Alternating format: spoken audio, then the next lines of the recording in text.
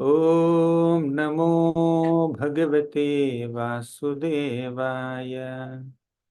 Om Namo Bhagavate Vasudevaya. Om Namo Bhagavate Vasudevaya. Om Ajnanatimirandhasya Gnananjana Shalakaya Chakshuranmilitam Yena Tasmai Shri Gurave Namaha. Namo Vishnupadaya Krishnapreshthaya Bhutale Shrimate Bhaktivedanta Swamin iti namine.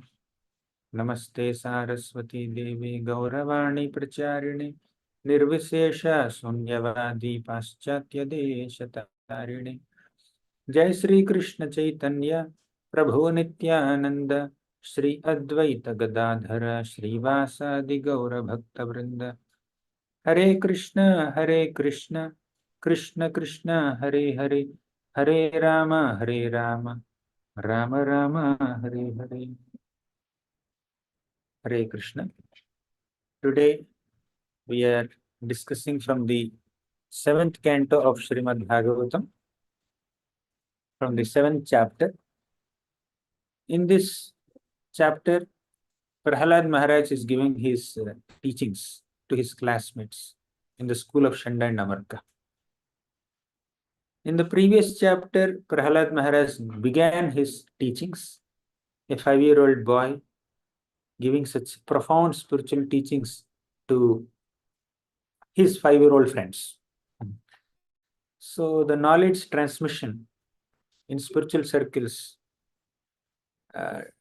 doesn't depend on age, caste, gender, nationality, or the kind of background one belongs to, the dynasty. All these are external. Even a 5-year-old child can speak profound spiritual truths to 5-year-old children when there is a depth in one's own devotion. And when someone has received that spiritual inspiration from a bona fide and potent source. Just like when the transmitter is potent and the signal is great, then the receiver receives that signal, potential signal from the transmitter. The whole signal transmission becomes very seamless.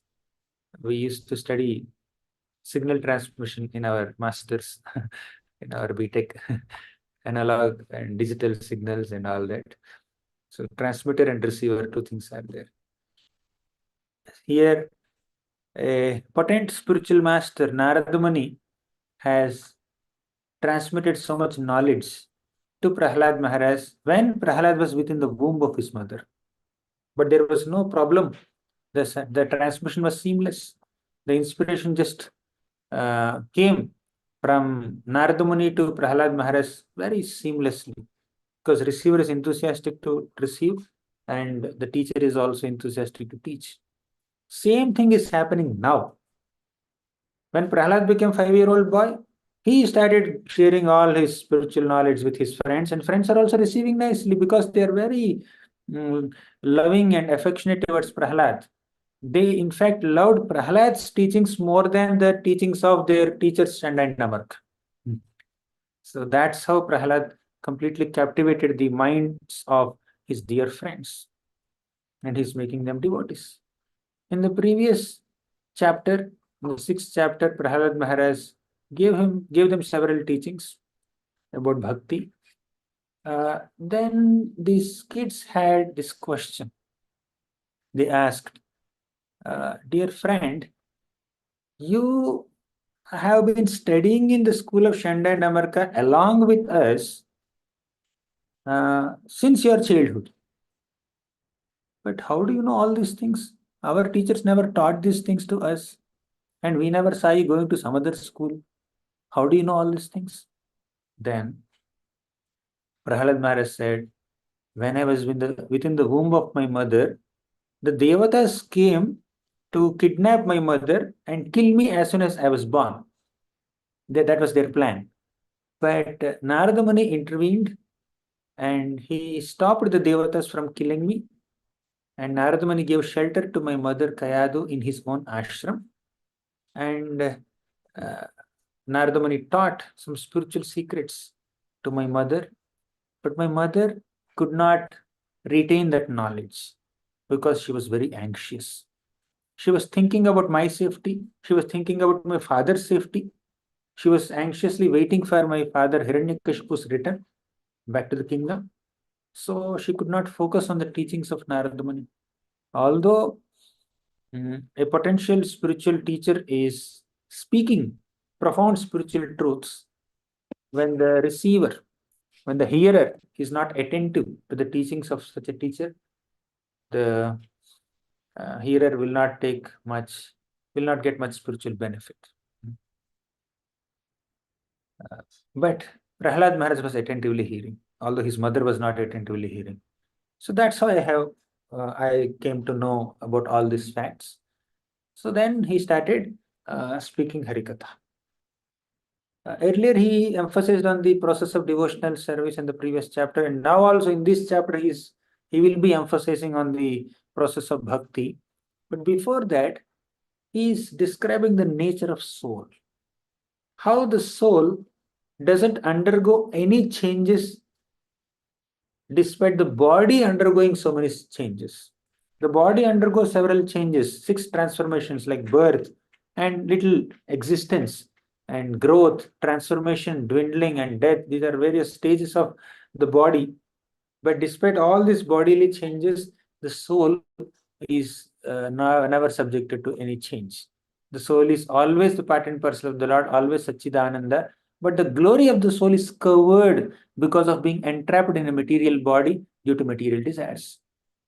So Prahlad Maharaj describes several qualities of the Lord and the part and parcel of the Lord, that is the soul. And now in this current shloka, Prahlad is talking about 2 bodies. The soul has 2 bodies, 2 kinds of bodies. What are they? One is the gross body made of earth, water, fire, air, ether. That is the visible body with all the limbs like hands and legs and eyes and the ears and mouth and nose, etc. These are the visible limbs of the body. This is one part. But internally, there is another part, another body, that is called the Sukshma Sarira, or the invisible body, or the subtle body, gross body and subtle body. And what are the constituents of that subtle body? Mind, intelligence, and ego. So these are the 2 kinds of bodies. And Prabhupada elaborately writes in the purport that we have 2 kinds of bodies, and he elaborates on this. Now, both bodies are material. The soul is spiritual. But there is a way of spiritualizing these bodies. How do we spiritualize the material body? Let's begin with the subtle body. The subtle body has 3 constituents: mind, intelligence, and ego. Mind stores all the emotions, feelings, desires, and thoughts. That's what the mind does. Then intelligence does all the rational analysis. Intelligence does all the logic and reasoning, planning. All that is done by intelligence. Mind only has the tendency to desire something or think of something or have some emotions and feelings. But the mind does not have the ability to differentiate between what is a positive thought and what is a negative thought. What is a worthy desire and what is an unworthy desire. What is a positive emotion and negative emotion. Mind does not have that ability to discern. And the discernment or differentiation or discretion, viveka, is the quality of intelligence. Mind has a desire, whether the desire is good or bad, beneficial or harmful, is decided by the intelligence. Intelligence takes care of the decision making. And what does the ego do? Ego is a sense of identity. In the material realm, all the conditioned souls have false egos, unhealthy egos, not the real egos. Ego is a sense of identity. But most of the conditioned souls in this material world are roaming around in this world with a false sense of identity that they are these bodies. False ego is that ingredient in the subtle body of a living being that makes one identify oneself too much with this body. False ego keeps one in bodily complex, bodily uh, conception. People start thinking themselves to be bodies and not souls. People start thinking themselves to be matter and not spirit. That kind of conception is called false ego. But everyone has a spiritual identity as an amsha of Krishna. Mamaivamsho jivaloke jivabhuta sanatanaha. Everyone's spiritual identity is to be a servant of Krishna. Jivera swarupahai Krishnera nitya das. To be das of Krishna, to be humble, menial, dedicated, unflinching, unalloyed servant of Krishna is our real identity. But forgetting that real identity or the true ego, the conditioned soul embraces a false sense of identity that is called false ego. And that false ego leads to pride, greed, arrogance, exploitative tendencies. When a when a soul starts identifying oneself with this temporary designation as a king, for example, then as a king, he starts expecting people to serve him, to dedicate to himself, to follow his instructions, and so many other things. So, this over identification with one's designations and roles and upadhis, that is false ego. One needs to come out of it. How does one come out of it? By engaging oneself in the process of devotional service. When one starts practicing spiritual life, when someone starts practicing Krishna consciousness, then people will stop identifying themselves as kings or proprietors or masters or enjoyers in this material world. Rather, they will begin to identify themselves as servants of Krishna. At least intellectually, they will understand that they are servants of Krishna. And to completely realize that they are servants of Krishna and to constantly act on the platform of being servants of Krishna, it will take some time. But at least a sadhaka bhakta should have an intellectual conviction that I am not a man, I am not a woman, I am not an Indian, I am not an American, I am not a king, I am not a servant, but I am part and parcel of Krishna. I am servant, but I am servant of Krishna, not servant of any material master in this world. I am servant of the supreme spiritual master, that is Krishna. So one has to identify oneself like that. So with that identity, with that intellectual conviction, the kind of emotions and feelings and thoughts and desires one has will become spiritual. And intellectually, I am convinced that I am servant of Krishna. And intellectually, I also understand Krishna Tattva, how Krishna is great. Mattaha parataram nanyat kinchidasti dhananjaya mahi sarvamidam protam suttare maniganaiva. By studying Shastra, I understand Krishna's Nama, Rupa, Guna, Leela. I understand Krishna's Tattva. I understand Bhakti Tattva, Rasa Tattva, Leela Tattva, and all other Tattvas with my intelligence. Then my intelligence is getting spiritualized. So with that understanding coming from Shastra, I start looking at myself as a servant of Krishna, at least for a few moments in a day. If not every day, at all moments. If I start identifying myself as servant of Krishna and start acting on that platform, then my ego is getting spiritualized. I'm embracing my true ego, true identity as servant of Krishna. Thus, ego is getting spiritualized. By studying Shastra and understanding Krishna's Nama, Rupa, Guna, Leela, and one's own identity, our intelligence is getting spiritualized. Then we start having emotions for Krishna, feelings for Krishna. We start desiring to render service to Krishna. All our thoughts are surrounding on service to Krishna. How do I increase my bonding with Krishna by studying Shastra and doing so many other things? So that kind of uh, spiritualization of mind will take place. When the mind, intelligence, and ego are spiritualized by understanding and realizing one's connection with Krishna, then the body also starts, the gross body also starts acting on a spiritual platform. Although the senses are made of matter, bhumirapo nalo vayu khammano buddhirivacha ahankara iti yamme bhinna prakritirishthada. So although the body is made of earth, water, fire, air, ether, the material elements, because the subtle body is getting spiritualized by following the spiritual culture and the process of Krishna consciousness, the gross body, the gross senses also will start acting on that platform, spiritual platform. It's just a matter of time. Prabhupada writes in the fifth canto purports. It's just a matter of time before one gets a spiritual body.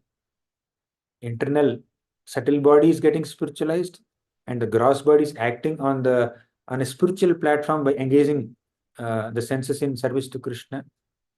Like tongue is engaged in glorifying Krishna, ears are engaged in hearing Krishna Katha, nose is engaged in smelling the fragrance of tulasi leaves that are offered to Krishna's lotus feet. जिह्वे कीर्तय केशवं मुररिपुं चेतो भज श्रीधरं पाणिद्वन्द्वसमर्चयाच्युतकथाः श्रोत्रद्वयत्वं शृणु कृष्णं लोकयलोचनद्वय हरेर्गच्छाङ्घ्रि युग्मालयम् जिघ्रघ्राणमुकुन्दपादतुलसीं मूर्धन्यमाधोक्षजम्. In this way, one engages one's jihva, tongue, in glorifying Lord Krishna. Jihve kirtaya keshavam, and one engages one's legs in going to Krishna's temple, hands in rendering services to Krishna. Ambarish Maharaj did all this. Savai manaha Krishna padaravindayor vachamsi vaikuntha gunanuvarnane karau harir mandira marjanadishu srutim chakara achyuta satkatodaye. Even Ambarish Maharaj also engaged all his senses in Krishna's service. Even when Krishna liberated this Nalakuvar and Manigriva, who were lying there as Yamalarjuna trees in the courtyard of Nanda Maharaj, Nalakuvar and Manigriva offered a prayer to Krishna. He said that Vani Gunano Kathane Shravano Kathayam. Vani means our ability to speak. Guna Anukathane. Let us engage our speaking abilities in glorifying your wonderful qualities, Krishna. Vani Gunanu Kathane. Shravana Kathayam. Let us engage our ears in hearing your pastimes. Like that, engaging all the senses of this gross body in Krishna's seva is the aspiration of Nalakuvara, Manigriva, Ambarish Maharaj, our Mukundamala Stotra's author, our Kulashekar Alvar, and many other wonderful devotees.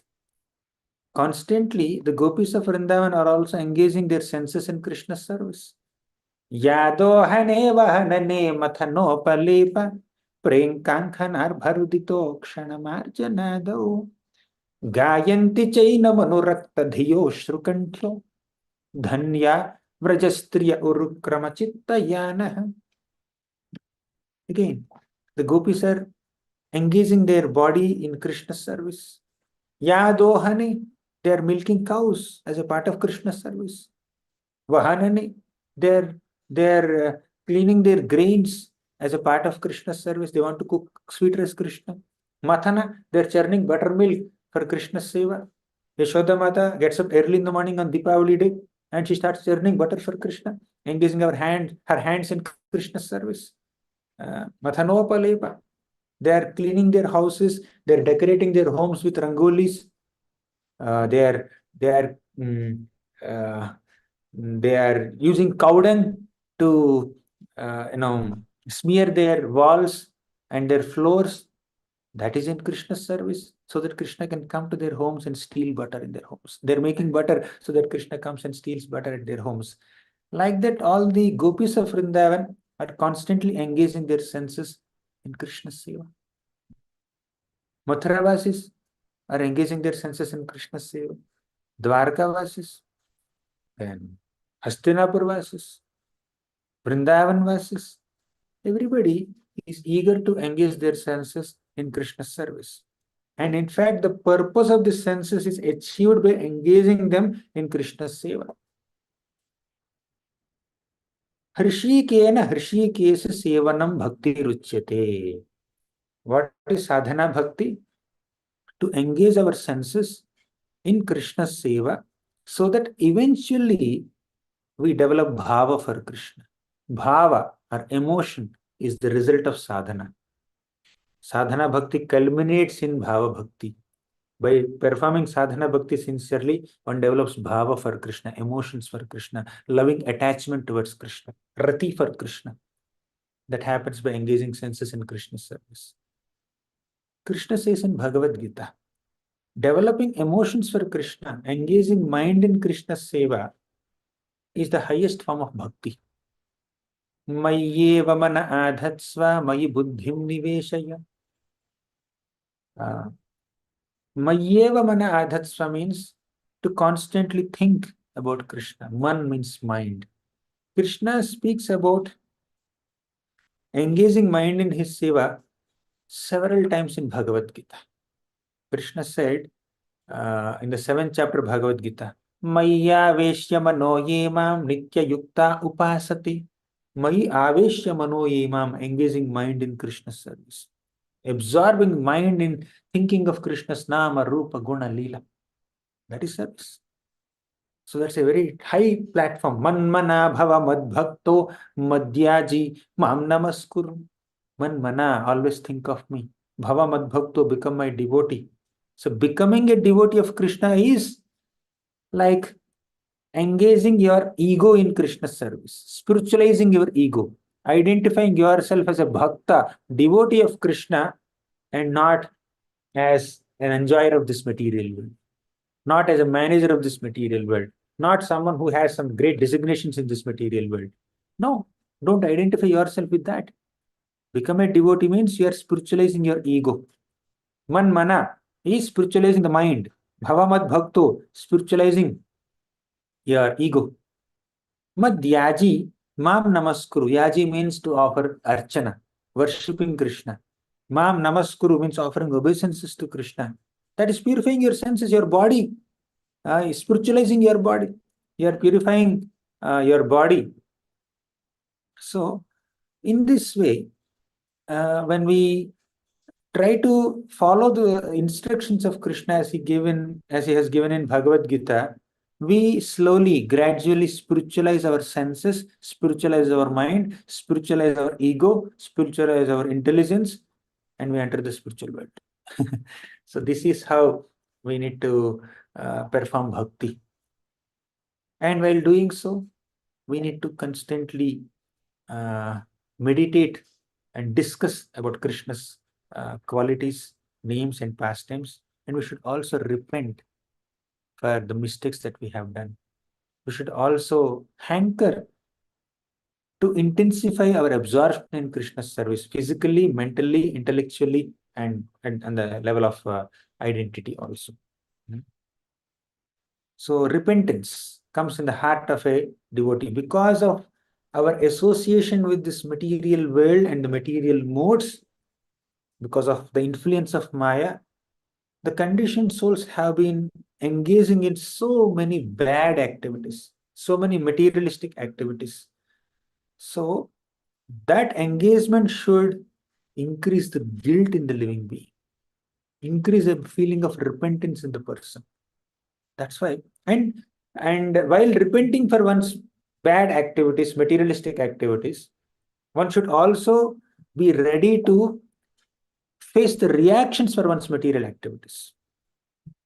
So repentance and experiencing the reaction for the wrong activities, parallelly engaging our body, mind, and words and senses in Krishna's service, that will purify a condition. So Brahma said in the 10th canto of Bhagavatam, tatenukampam susamikshamaano bhanjana evatmakritam vipakam hridvagvapurбhirvidadhan namaste jivetayo muktipade sadaya bhak. He said that tatenu kampam susamikshamaano, a devotee constantly engages oneself in Krishna's seva and waits for Krishna's grace, Krishna's mercy. Tate anukampam susamikshamaano. They wait for Krishna's seva, Krishna's mercy, and they do some analysis, introspection, self-introspection, going deep into their own minds and their own hearts and digging deep. What's there in my heart? Lust, envy, pride, greed, or love for Krishna? Why am I suffering? Is it because of Krishna's mistake, Krishna's indifference, or Krishna's neglect, or because of my own past deeds? So, Samikshamano, by doing such analysis, self-analysis, they will understand that Atmakritam Vipakam, all the problems and sufferings and tribulations that I'm facing in this world are just results of my own materialistic activities which I have done in the past. They have that conviction. They don't blame anybody for their suffering. They don't say that because of him I'm suffering, because of her I'm suffering, because of the Lord's indifference I'm suffering. The Lord has absolutely no mercy. How can he make me suffer? Although I'm such a great devotee of Krishna. So people have this. Why me? Out of all the people, why me? Why I have to suffer? So they have these questions.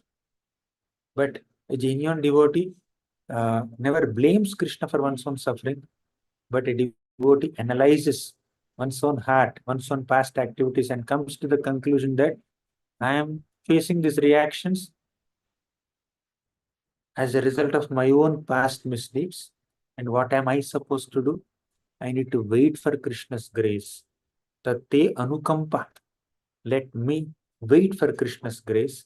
And while waiting, in this waiting period, what am I supposed to do? Hridvagva purbhir vidadhan namaste. Hrid with my heart, vak with my words, vapu with my body and all the senses. Namaste. Let me offer my obeisances to Krishna. Let me surrender unto Krishna. Let me serve Krishna. Hridvagva purbhir vidadhan namaste. Jivetayo mukti sapade sadaya bhak. Such a person is eligible for liberation. Not exactly liberation. Such a person is eligible to be reinstated in one's own constitutional position as an eternal humble servant of Krishna. So we have to endure various tribulations in this world because we have done a lot in the past. Although apparently in a particular situation, we may be innocent. We are not at fault. But still we face some trouble, some problem. So what's the logic? If I'm not at fault, why should I suffer? The answer is you have done so many other things in the past. And the reaction may not come instantly always. Sometimes there's a delayed reaction. Sometimes you do some mistake today and you will get reaction after 10 years or 20 years or in the next life. It's like that. Nothing is happening randomly. And Krishna's management will never go wrong. Human management may go wrong. But the divine management, Krishna's management will never go wrong. Krishna will not allow a devotee to suffer unnecessarily. Krishna will not allow any soul, any living being to unnecessarily suffer for what he or she has not done. We bring upon ourselves so much of unnecessary suffering by misusing our minute independence, by wrongly channelizing our little free will, little desiring ability. So if only we can maneuver our minute independence in such a way that we engage our senses in Krishna's service, we use our mind in thinking about Krishna, we use our intelligence to understand Krishna Tattva, and we identify ourselves as servants of Krishna, then we can terminate all the tribulations in this material world, and we can become eligible to be at his lotus feet. That's what is the right utility of the subtle and gross bodies that we have. When we have access to certain facilities, we need to utilize those facilities for a good purpose. As Prahlad Maharaj is saying in the shloka, we have access to certain facilities. What are the facilities that we have access to? Gross body and subtle body. So we have a gross body and we have a subtle body. So we need to use that gross body as a facility to render services to Krishna. We need to use that subtle body also as an opportunity to serve Krishna. So thus, when the subtle body and gross body both are engaged in Krishna's seva, then that will ensure our advancement in spiritual life towards the lotus feet of Krishna. That's what we can do with these two bodies. Prahlad Maharaj is saying that we all have two bodies, gross and subtle bodies. So the utility of these gross and subtle bodies is engaging them in Krishna's service. Prabhupada quotes in the purport. देहिनोऽस्मिन् यथा देहे कौमारं यौवनं जरा तथा देहांतर प्राप्तिर धीरस्तत्र न मुह्यति. Prabhupada writes in the purport that one should do some analysis, neti, neti, neti, and all that. So one should use one's intelligence to analyze one's own body. Am I hand? So I think this is Prabhupada's pastime. Once Prabhupada called a child and asked, "What is this?" Child at hand. Whose hand? My hand. Are you hand? No. What is this? Head. Whose head? My head. Are you head? No. What is this? Leg. Whose leg? My leg. Are you leg? No. What is this? Dress. Whose dress? My dress. Are you dress? No. The child himself said that this head, this hand, this leg, this body belongs to him. The child is claiming that it is his or her body, and he is not the body. So all of us can do this little analysis that to identify oneself different from the body. We can read the Chatushloki section of Bhagavatam, second canto of Bhagavatam, Chatushloki portion, where we can understand how the soul is different from the body and how the super soul and super soul exists. It's a very elaborate analysis. But anyways, so we need to first identify soul, spirit soul separate from matter. Then we stop identifying ourselves with the matter and we start embracing our spiritual identities. So in that spiritual identity, my job is to render service to Krishna. Ayi nanda tanuja kinkaram patitam mam vishame bhavambhuto kripaya tava pada pankaja sthita dhuli sadrusham vichintaya. This is the prayer of Lord Sri Chaitanya Mahaprabhu in the Sikshashtakam. I am Nanda Tanuja Kinkaram. I am a Kinkara. I am a servant of Nanda Tanuja Krishna. But Patitam Mam Vishame Bhavambhuto.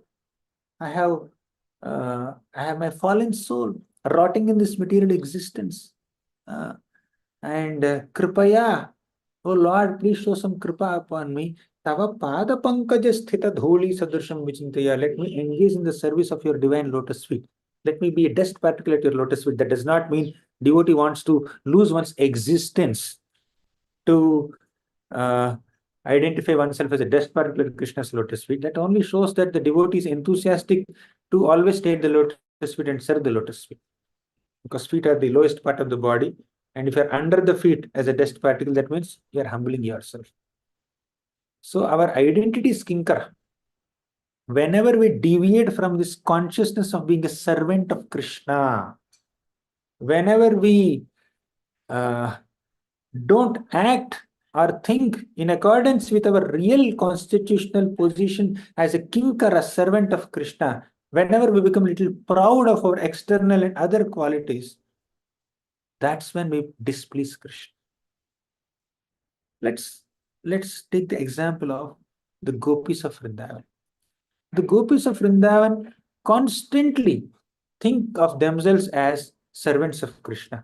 There's absolutely no moment where they deviate from that consciousness of being a servant of Krishna. But there's one moment in the Rasa Panchadhyay, where the gopis felt little proud. And this is transcendental pride. This is not the pride which you can find in Kamsa or Duryodhan or Shishupal, etc. This is a totally divine and transcendental pride because of getting a special privileged opportunity to be so close with Krishna, to be very intimately connected to Krishna during the Rasa Leela. Krishna just played his flute under Vamsivat, and all the gopis became attracted to Krishna's flute song, and they came, and Krishna said, "You please go. It's not good place for you." And the gopis said, "No, no, you cannot speak that cruel words. We want to be with you." Then Krishna smiled and started dancing with them. And every single gopi felt that she's most special woman in the entire creation, which is actually their humble mood, that because they got intimate connection with Krishna, they so far they have been starving due to lack of Krishna's association. Finally, when they got association of Krishna, they felt very fortunate and happy, slightly proud. When that feeling entered the gopis' minds, Krishna disappeared from there. Then Krishna, when he disappeared from their visibility, all the gopis started searching for Krishna everywhere. In their intense separation from Krishna, they started enacting Krishna's various pastimes. Then finally, they came on the bank of river Yamuna, and they started singing their song of separation called the Gopi Gita.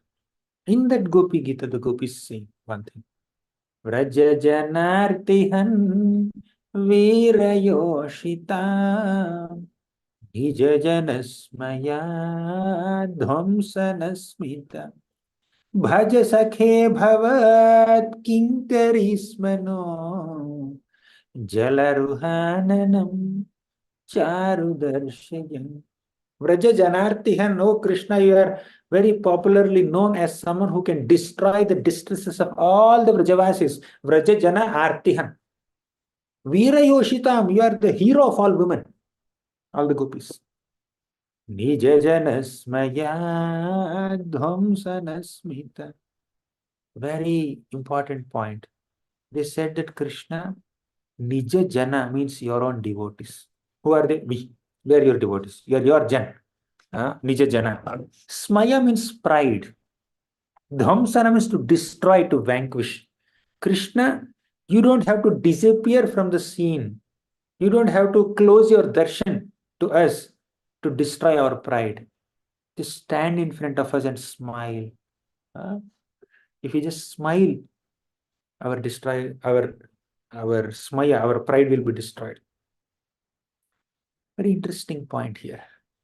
Krishna doesn't like pride in his devotees. Even on a transcendental plane, when the gopis of Vrindavan become slightly proud for a brief moment, Krishna disappeared. Of course, we should never consider that pride of the gopis equal to the pride of the conditioned souls. It's totally a different plane. And even when Krishna disappeared from the scene, on the pretext of humbling them, he actually revealed their deep devotion, and he gave us access to the Gopi Gita. So, but the point is, Krishna never likes pride in his devotees. So the gopis are saying that Nija Janasmaya Dhamsanasmita. Krishna, just by your mere smile, he can destroy, he can vanquish the pride of your devotees. You don't have to disappear from us to destroy our pride. Please come back. Please come back. Now we come to this, our original position as your Kinkara. Bhaja sakhe bhavat kinkarismano jalaruhananam charudarshaya. Bhaja sakhe, we offer obeisances to you, O friend. Please come back. Bhavat kinkari hismano. We are your kinkari. We are your maid servants. Right? Earlier, we thought of ourselves to be the most special gopis, very fortunate women in the entire creation for having such intimate association with you. But now we are just humbly saying that we are your humble menial servants, maid servants, please come back to us. So the gopis are teaching all of us that we should always be in the mood of a humble menial servant of Krishna. And this emotion of being a servant of Krishna is common amongst all the devotees of Krishna, whichever rasa they belong to. The gopis are saying that we are your servants, although they are in Madhurya rasa. Nanda Maharaj and Yashoda Mata, they tell Uddhava that they are servants of Krishna, although they are in Vatsalya rasa. The Gopas of Vrindavan, they claim that they are servants of Krishna. They actually render service to Krishna by massaging his feet, by fanning him, by offering their lap for Krishna to lie on as a pillow, although they belong to Sakya rasa. And of course, servants of Krishna, those who are in Dasya rasa, they are naturally in that mood of being a servant of Krishna. In this way, devotees of all rasas consider themselves servants of Krishna. This emotion of being a servant of Krishna is common amongst all the exalted devotees of Krishna and even amongst the avatars of Krishna. That's why many avatars are called Bhakta avatars. And even Krishna also wants to embrace this emotion of being a servant of Krishna. That's why he appears in the form of Lord Sri Chaitanya Mahaprabhu. So we are not these bodies, this gross body and subtle body, and all the designations that we acquire due to being in these bodies, they're all temporary. Body itself is temporary. Whatever designation that we are getting through this body is also temporary. Whatever relationships that we are making through this body, they are also temporary. Whatever identities that we are embracing due to this body, they are also temporary. We are not brahmacharis, we are not grahasthas, we are not kshatriyas, we are not brahmanas, we are not Indians, we are not Americans, we are not men, we are not human beings, we are not animals. We are servants of Krishna. That's what Lord Chaitanya Mahaprabhu is saying 100 times in throughout Chaitanya Charitamrita, and especially during Rath Yatra. He said, "Naham vipro na cha narapatirnapi vaishyo na sudro, naham varni na cha grahapatirno vanastho yatirva, kintu prodyannikhila paramananda purnamrutabdher gopi bhartuh padakabalayor dasa dasa anudasaha." I am not a Brahmana, I am not a Kshatriya, I am not a Vaishya, I am not a Shudra. I am not a Brahmachari, I am not a Grahastha, I am not a Vanaprastha, I am not a Sannyasi. For all practical purposes, while living in this world, all these designations have their own validity, but that is temporary. Temporary validity. Sometimes you get visa. That visa is temporary visa. Only for 6 months you can use that visa. Only for 1 month you can use it. Only for 10 years you can use it. Different countries have different protocols. It's not a permanent visa. One can permanently stay in one's own country. And what is that permanence? That is so-called permanence under the umbrella of temporariness. For entire life, one can stay in one country, the birth country or whatever, or when they have their necessary license or green card, whatever you may call. So that is the license for them to stay in that particular country as a resident. But that also only for one lifetime, not life after life. But life after life, we are servants of Krishna, isn't it? Our citizenship in a particular country is limited only to one lifetime maximum. And within that one lifetime also, people keep changing their citizenships. But our servitorship as a servant of Krishna is eternal identity, right? The identity that we acquire as an employee of a particular company is only for few years. The identity that we acquire as a species, as a human being or an animal or a devata, etc., that also only for a particular lifetime. Even if somebody becomes an exalted devata, that identity remains only for one manvantara period. Only for one manvantara period, somebody can be a devata. That too, if during that manvantara, if no demons come and attack the devatas, they are little there. Otherwise, at any point, some demons will come and attack the devatas, and the devatas are on roads again. They lose their identity. Again, Vishnu has to come as an incarnation, or Brahma has to intervene and reinstate them in their position as devatas. Within one manvantara also, it's not permanent. Like that, we are embracing so many temporary identities, but the real identity is Kinkara. Ainanda Tanuja Kinkaram. That's our permanent identity. Mama Janmani Janmanishware Bhavatad Bhaktir Ahaitu Kitvayi. To perform unmotivated, uninterrupted, unflinching, loving, selfless devotional service unto Krishna, life after life, is our permanent occupation. And being a servant of Krishna is our permanent identity. Although we have two bodies, our identity in connection with these two bodies is temporary. But we have a permanent identity as a servant of Krishna. Let us embrace that. Let us embrace that identity. The gopis are saying, Nija janasmaya dhamsanasmita bhaj sakhe bhavat kinkaris mano. We are your kinkaris. Gopis are saying we are kinkaris.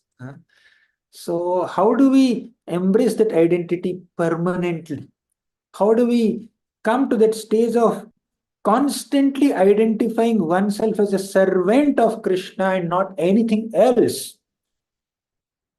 By sincerely following the process of bhakti that has 9 items. Shravanam, Kirtanam, Vishnoha, Smaranam, Padasevanam, Archanam, Vandanam, Dasyam, Sakhyam, Atmanivedanam. These are the 9 processes of bhakti, which Prahalad himself said in the previous chapter. We are in 7th chapter, he said that in 5th chapter. So Prahalad's teachings have a lot. His teachings to his classmates have a lot of philosophy. His teachings to his own father, although only few shlokas he spoke in front of his father, they are all profound shlokas. Tatsadhu manye suravarya dehinam sada samudvigna dhiyama sadgrahat hitvatma patam grahamandhakupam vanam gato yadharimashrayeta. He said, my dear father, I consider this as the best thing for all human beings to do. What is that? Go to Vrindavan. Give up this soul degrading materialistic household life and vanam gatoya dharimashrayata. Enter the forest and take shelter of Lord Hari and work for the pleasure of Lord Hari. Sam siddhir haritoshanam. That's what Prahlad said earlier. Then in the next meeting, he said, Shravanam, Kirtanam, Vishnoha, Swaranam, Padasevanam, Archanam, Vandanam, Dasyam, Sakhyam, Atmanivedanam.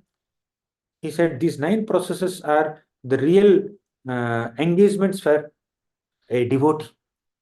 And intelligent people engage themselves in these 9 processes. Hear about Krishna. Chant the holy names of Krishna or glorify Krishna. Glorify Krishna's name, Rupa, Guna, Lila, Kirtanam. Smaranam, remember Krishna. Padasevanam, worship Krishna's lotus feet, serve him. Like that, by following the 9 processes of bhakti, or 5 potent forms of bhakti, or the 64 limbs of bhakti, 5, 9, 64, we have multiple figures. Follow anything and identify yourself as a servant of Krishna. When we identify ourselves as servants of Krishna, the material tribulations and temptations can never touch us. But as soon as we identify ourselves with any other designation other than servant of Krishna, we are overwhelmed with so many negative and material feelings and anxieties and difficulties. The only emotion that keeps us away from all material tribulations, that makes us totally unaffected by all the material temptations and tribulations, is when we tightly, permanently, eternally embrace this identity of being a servant of Krishna, and Prahalad is actually in that identity. Therefore, although Hiranyakashipu is throwing him from mountain cliffs or making elephants trample on this little tender child, 5-year-old boy, or making snakes bite him, Prahalad was unaffected. Because he never identified himself with this body only. He never thought that I'm a body, 5-year-old child. He did not become emotional. He thought, if Krishna wants me to undergo this experience, let me undergo. No issue. How in real life? Yes. You can keep yourself on mute, whoever is that. So there is an eagerness and enthusiasm and an intense, deep desire to embrace that original identity, permanent identity as a servant of Krishna. Although Prahlad is saying we have two bodies, these two bodies are insubstantial. These two bodies are impermanent. But these two bodies, although they are material, although they are temporary, they give us great opportunities to revive our real identity as servant of Krishna. At any uh, situation, in any situation, we have that uh, choice. We have that ability or opportunity to make a choice to serve Krishna. So, if we choose to render service to Krishna in whatever situation we may have, whatever may be our facilities, we may have material hands, material legs, material eyes, no problem. Let me use these material senses, which ordinarily have no capability to understand Krishna. Let me use that very material senses in Krishna Seva. One day he will show me. अतः श्री कृष्ण नामादि न भवेत् ग्राह्यमिन्द्रियैः सेवोन्मुखे हि जिह्वादौ स्वयमेव स्फुरत्यत. These material senses have no capability to understand Krishna's Nama Rupa Guna Leela. But these very material senses can be engaged in Krishna's service, and Krishna himself will be revealing himself to us out of his kindness and affection. Therefore, although we understand that we are not these bodies, we should also understand that these bodies are important tools, important instruments which are available to us to revive our eternal connection with Krishna. I need to maintain this body nicely.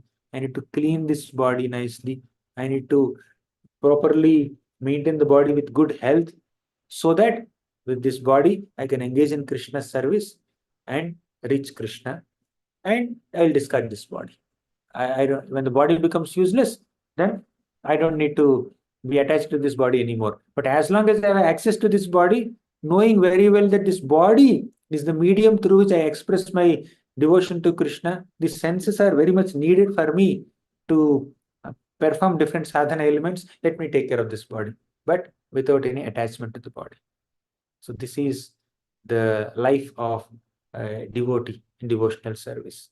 So of all the faculties that we have to connect with Krishna, our mind or our heart is the primary faculty.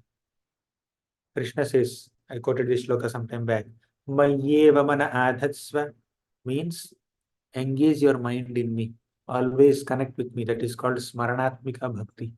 If you cannot do that, the next step is mananatmika bhakti, where you engage your intelligence in Krishna's service. Mai buddhim niveshaya. With buddhi, you understand Krishna's tattva, Krishna philosophy. So when we understand Krishna tattva, Krishna philosophy with our intelligence, that will build our conviction muscles, right? Mayyeva mana adhatsva mayi buddhim niveshaya. Nivashishvasi mayyeva ata urdham na samshayaha. So when you engage your mind and intelligence in Krishna's service, you will definitely be with Krishna. Na samshayaha, there is no doubt in it.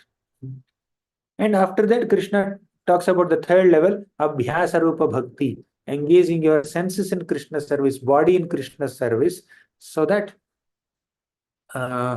we utilize all the faculties that we have in Krishna service to eventually come to the stage of developing bhava, emotions for Krishna. So Mayyeva Manadhatsva is engaging mind in Krishna service, Smaranatmika Bhakti, which is done on an emotional platform. Then Mayi Buddhim Nivesha is understanding Krishna Tattva, which is done on an intellectual platform. Then engaging our senses in Krishna service is Abhyasa Rupa Bhakti, which is done on a physical platform. So body, mind, words, and intelligence, all of them should be engaged in Krishna service. And Srila Prabhupada has given us a regimen where every day in the morning we chant the holy names of Krishna for a couple of hours, chanting 16 rounds at least. And that chanting is like trying to focus our mind in Krishna's service. So mind has some engagement. And after that, we have a Bhagavatam class to hear, where we use our intelligence to understand Krishna Tattva, Krishna's Nama, Rupa, Gunalila, and pastimes and the scriptures. So our intelligence has some engagement. And whole day we have multiple services to render. So we do Abhyasa Rupa Bhakti. We are doing Smaranatmika Bhakti, Mananatmika Bhakti, Abhyasa Rupa Bhakti. We are using our mind, intelligence, and senses, all of them in Krishna Seva under the umbrella of Krishna consciousness as given to us by Prabhupada. So by doing so, we eventually embrace our eternal identity as servants of Krishna. Now we are doing service to Krishna as a practitioner. We are practicing to serve Krishna by engaging our gross and subtle bodies in his seva. Yashoda Mata, when she is churning buttermilk for Krishna, she is engaging her hands in Krishna's service, mind in thinking about Krishna, words in glorifying Krishna. Body, mind, words, all three are engaged in Krishna's service. But she is doing it very spontaneously on a very high platform. She is a Ragatmika Bhakta, Nitya Siddha devotee of the Lord. But an average soul, spirit soul, also has an opportunity to develop such absorption in Krishna consciousness with body, mind, words, and intelligence. For that, we need to practice, practice, practice. We need to desire. We need to desire to engage our body, mind, words, and intelligence in Krishna's service. And we need to actually engage in the practice of using our senses and mind and intelligence in Krishna's service. And eventually, we'll spontaneously be able to do it. Effortlessly, we'll be able to do it. And that's our desire. That's our aspiration. Without any distractions, let me always serve Krishna. So these are a few thoughts based on this little shloka that talks about the two bodies that we have. Our Prahlad Maharaj is saying that we have two bodies, gross and subtle body. But these two gross and subtle bodies, all the material and all the temporary, they give us great opportunities to revive our spiritual identities as servants of Krishna. Thank you very much. Granthara Srimad Bhagavatam ki jai, Srila Prabhupada ki jai. Thank you so much, Prabhuji, for this very, very wonderful class. You covered up so many things from the basics of gross body, subtle body, and practicing, and then it becomes Raganuga till highest level. You instructed and convinced us to be in this path enthusiastically. Thank you so much, Prabhuji. There are a few questions. Would you like to take it, Prabhuji, for some time? Okay. Divya Mataji, can you please ask your question? Thank you, Mataji. Hare Krishna, Prabhuji, Dandavat Pranam. Thank you so much, Prabhuji, for your such enchanting lectures, as always, Prabhuji. Prabhuji, I had two questions. Can I ask you two questions, Prabhuji? Okay. Prabhuji, one question was you said that we should always think ourselves as servant of Krishna. So, Prabhuji, if we are is it okay? Is it also not an egoistic thing to always say that I am a servant of? Sometimes I'm sorry if I'm asking you a silly question. I may feel that I'm proud that I'm devotee of Krishna. I'm proud of that thing is okay, Prabhuji, or is it also an ahankar only? It all depends in what mood are we claiming that we are servants of Krishna. Sometimes somebody may claim that I am a servant of Krishna with some material pride, but sometimes one may claim so out of humility also. So the mood matters, the consciousness matters. Technically, we are servants of Krishna. That understanding should make us humble. We can humbly claim ourselves to be menial servants of Krishna rather than proudly claim ourselves. But there's a positive pride also. Pride has a positive note. Yes, I am servant of such a great master. Means you are taking pride in Krishna's glory, not your own glory. Right? So it all depends on the mood. I hope that makes some sense. Yes, Prabhuji, very, very wonderfully you have explained. Thank you so much, Prabhuji. Prabhuji, and one more question was from Bhagavad Gita. I wanted to ask you that I was attending one quiz, and it was mentioned that Krishna spoke Bhagavad Gita to Bhishma also. So is that true? Like I marked it false, but the answer was true. But I don't know. I haven't heard this. Can you put some light on that? Did Krishna speak Bhagavad Gita to Bhishma also? Now, what is Bhagavad Gita? Bhagavan is Krishna, Gita means song. The song sung by God is called Bhagavad Gita. In that sense, whatever Krishna speaks to whichever devotee in whichever context can be called Bhagavad Gita. Whether Krishna spoke exactly the same shlokas that he spoke to Arjuna on the battlefield of Kurukshetra, to Bhishma also, I don't know. But if Krishna must have spoken some instructions and some spiritual principles to Bhishma, and if those set of words that Krishna spoke are called Bhagavad Gita, then there's nothing wrong in it. Like Krishna spoke a lot of teachings to Uddhava also, and we call it as Uddhava Gita. In Dwaraka, Krishna spoke Uddhava Gita. That Uddhava Gita is also ultimately Bhagavad Gita because Bhagavan is speaking that. In that sense, whatever spiritual instructions that Krishna gives to various devotees in various countries can be called Bhagavad Gita, but they may not be the same set of shlokas that he spoke to Arjuna on the battlefield of Kurukshetra. I don't know if that makes sense. Yes, Prabhuji. Thank you so much, Prabhuji. Thank you for your enlightening lecture and enlightening answers, Prabhuji. Hare Krishna, Dhanvat Pranam. Very grateful to you, Prabhuji. Hare Krishna. Hare Krishna. Thank you, Mataji. Next, I request Achita Prabhu, you can ask your question. Yeah. Thank you, Prabhu, for the wonderful class. So you were mentioning about being a servant of Krishna, right? I mean,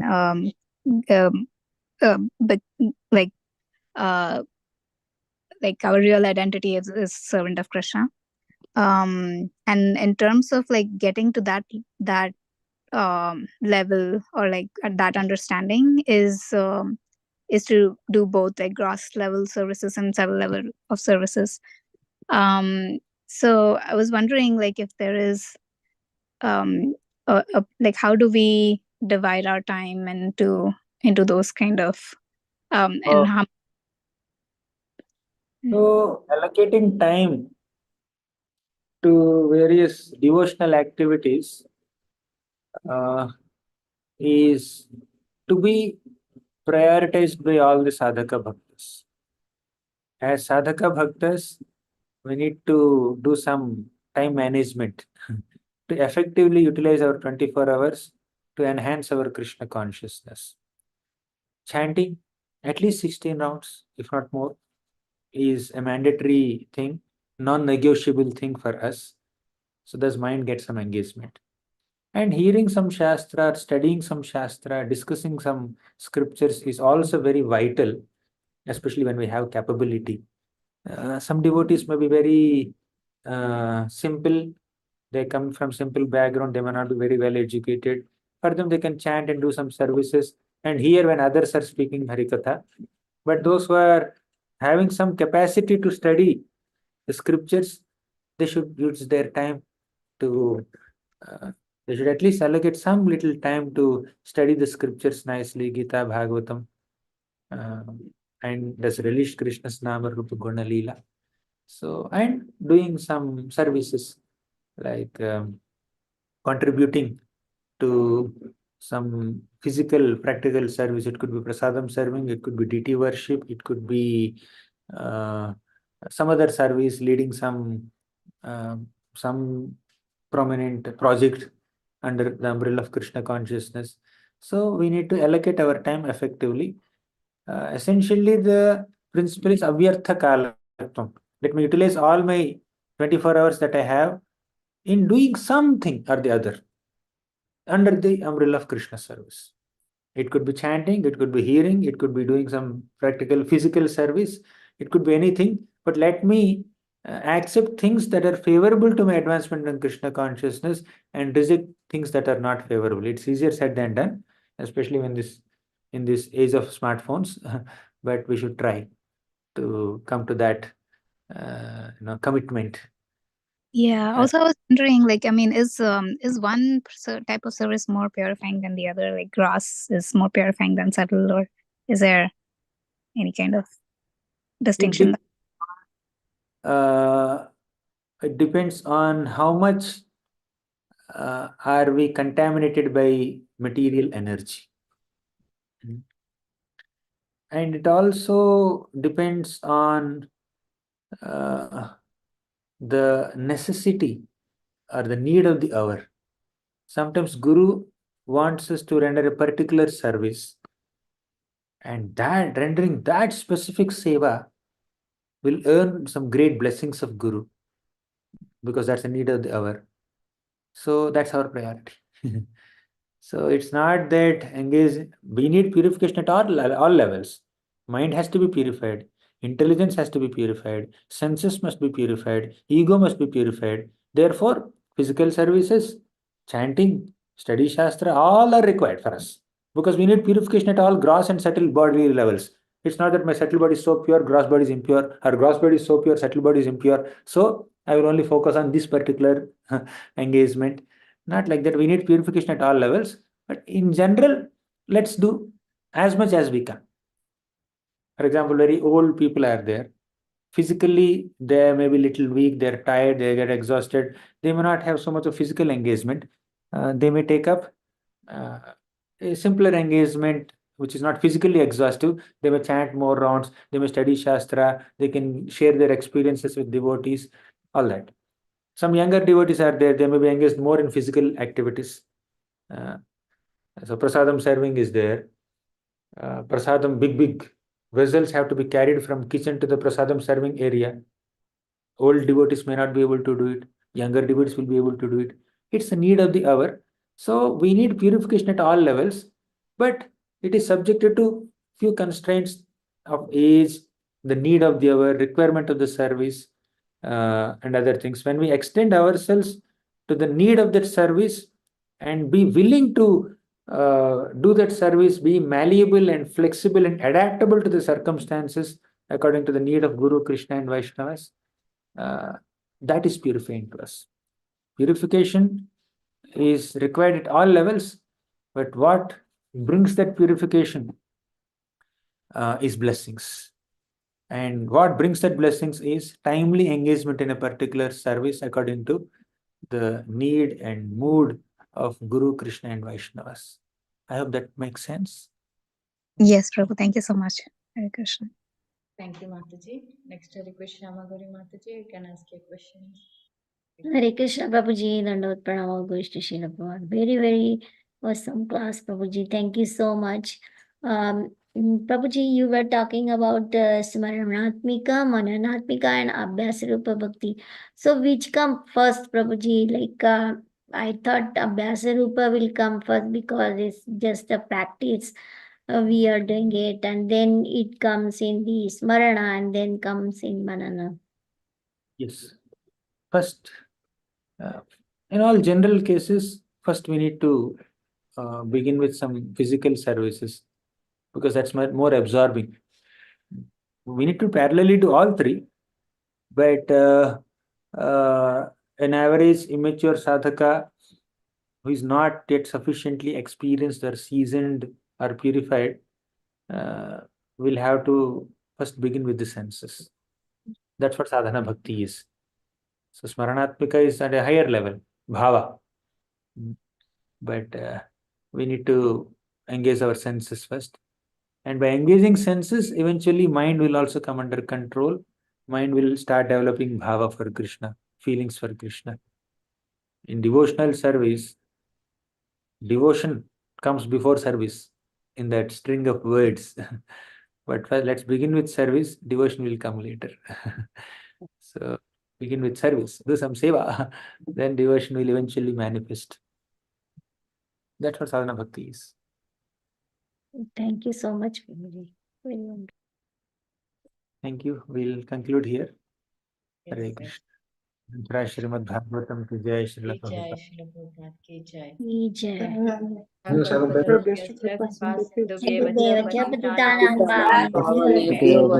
Pyo Vaishnave Namo Namaha. Srila Prabhupada ki Jai. Radhe Radhe. Radhe Radhe. Jai. Gauranga. Thank you, Prabhuji, for your valuable Ananda. presentation. Prabhuji, Dandavata Pranam. Hari Hari Bol.